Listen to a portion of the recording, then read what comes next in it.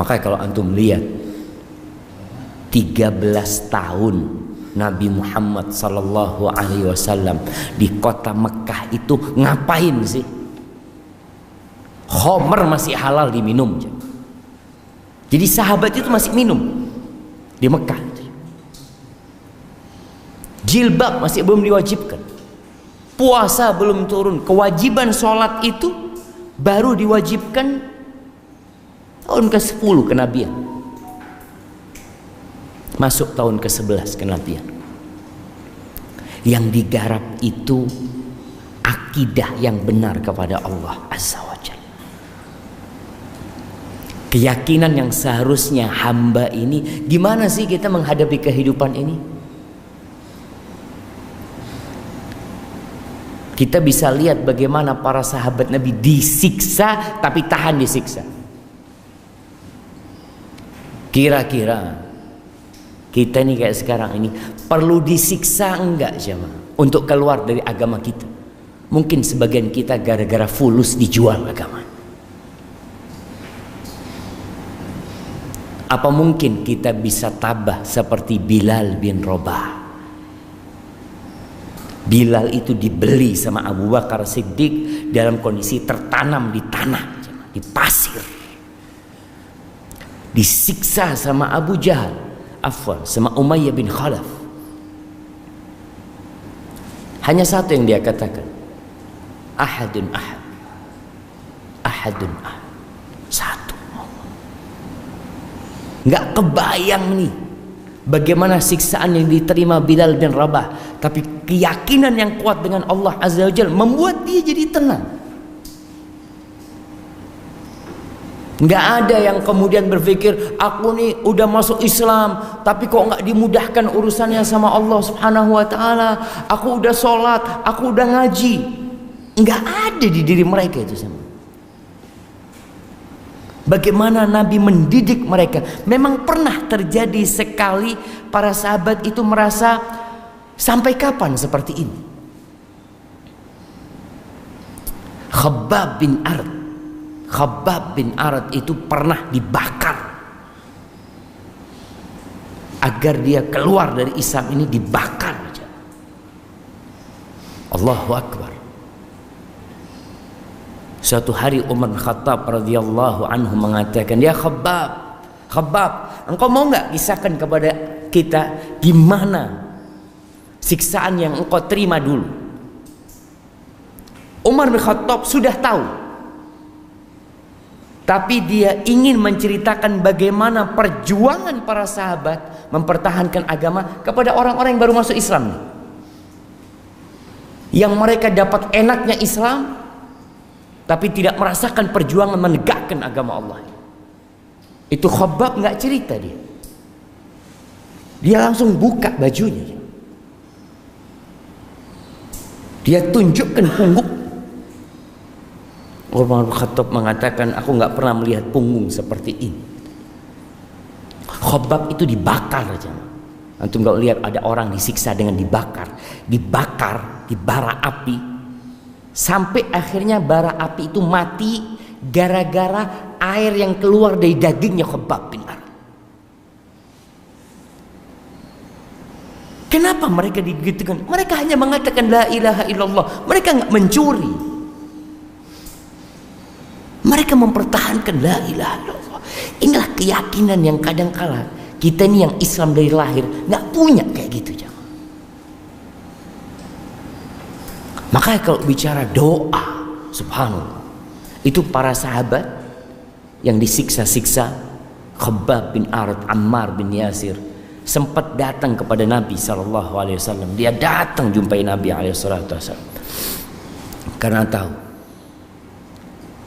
tidak ada jalan kecuali memohon pertolongan Allah Azza wa Jalla. Mereka datang mengatakan, ya Rasulullah, ala tad'ullah lana, ala tastansir lana. Wahai Rasulullah, apa engkau tidak berdoa memohon kepada Allah buat kami? Apakah engkau tidak meminta pertolongan kepada Allah buat kita ya Rasulullah? Mereka sudah merasa nggak kuat jemaah. Apa kata Nabi SAW? Itu di bawah naungan Ka'bah Nabi cerita. Ala laqad kana fi man kana qablakum. Kalian tahu orang-orang sebelum kalian. Yunsharu bimin min hadid. Mereka itu ditanam di tanah, kemudian ditaruh gergaji di kepalanya, digergaji itu jamaah. Rambutnya terputus, masuk ke tulang kulitnya, ke kulitnya, terus ke tulangnya sampai terbelah jadi dua. Wa ma yaruddu dzalika an dini, dan itu tidak membuat dia berpaling dari agamanya. Wa yumshatu bi amshatin min hadid, ada yang disisir dengan sisir dari besi sehingga daging itu berpisah dari tulangnya. Wa ma yaruddu dzalika an dini, kata Nabi SAW, dan itu tidak membuat dia berpaling dari agamanya.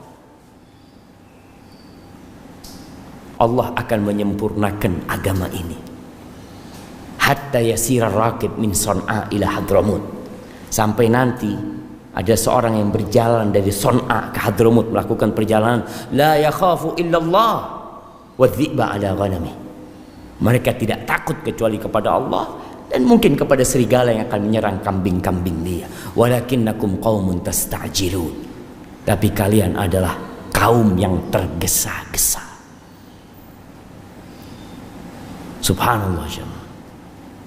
Ini nih akidah yang kuat yang ditanamkan di hati para sahabat, yang membuat para sahabat tatkala mereka harus hijrah meninggalkan Mekah, ditinggal Mekah, tanah kelahiran mereka jemaah.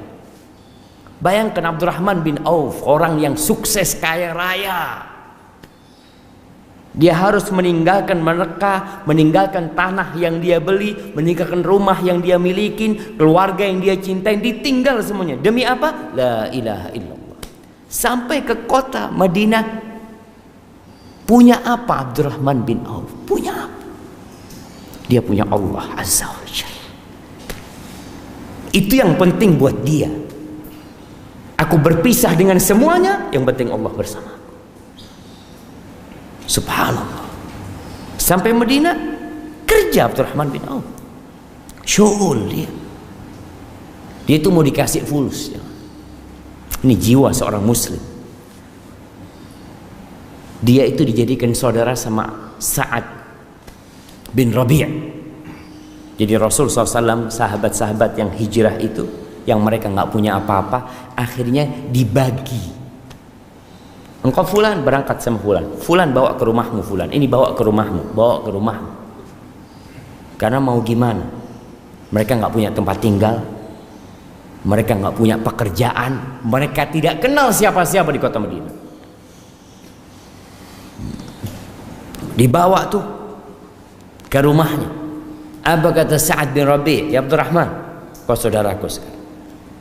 Syekh Abdurrahman, ana termasuk orang yang paling kaya di kota Madinah.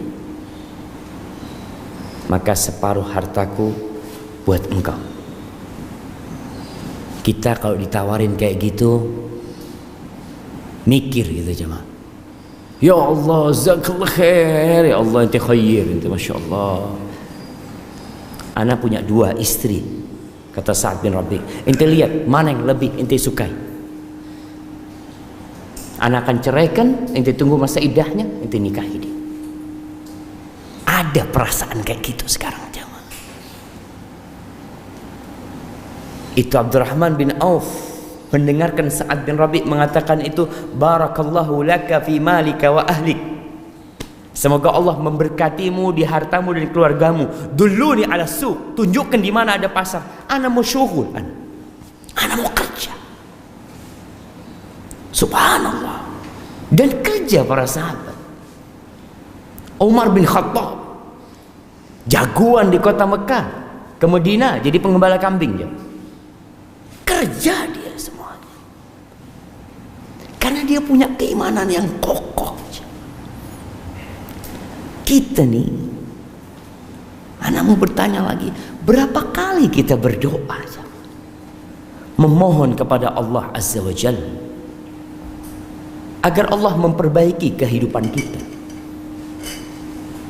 Mungkin ada sebagian yang mengatakan, Ustaz, anak udah berdoa berulang kali tapi nggak dikabulkan. Coba lihat kenapa nggak dikabulkan. Allah nggak mungkin ingkar janji. Nggak mungkin. Jadi kalau ada yang merasa